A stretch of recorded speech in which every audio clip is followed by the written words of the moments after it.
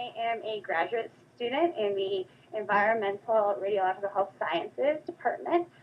Basically, my major is environmental health, specializing in toxicology. By nature, my brain is too active. I tend to need to do a lot of things to keep it calm, otherwise I feel like I'd go crazy. Our dad raised us to be Renaissance individuals. The idea is that you should be able to do everything and do everything well.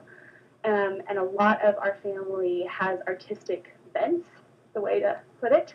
And unfortunately, I can't paint and I can't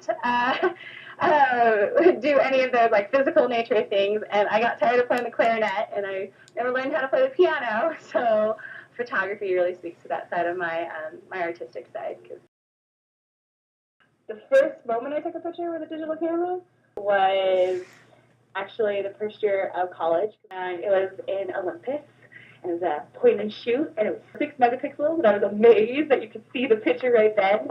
And I was just like everyone else who took pictures. I think it was recording your life, that's all it was. When you really have that moment of clarity of photography, when you feel like this, I'm not making just a picture, I'm making a moment, and seeing the world through the lens differently. Being able to portray something that you're experiencing or what you're feeling or what you're seeing and being able to show someone else is, to me, so evocative. I love that kind of sharing of experiences.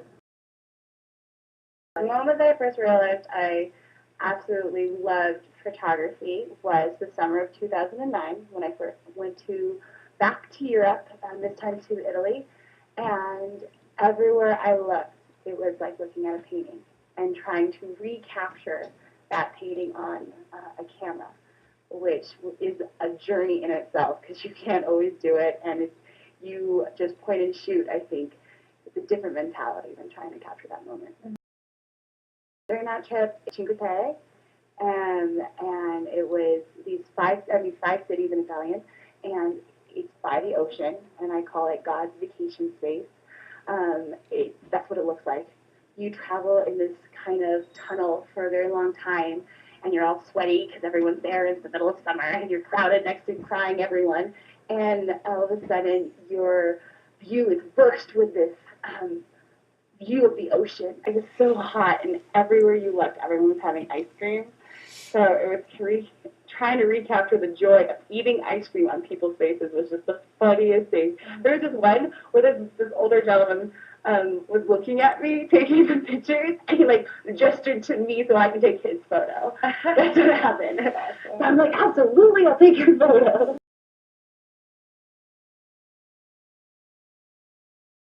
Composition is really, really key for me.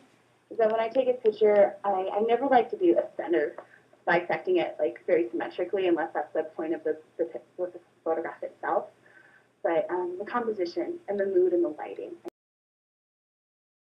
I love landscape photography, especially macro photography.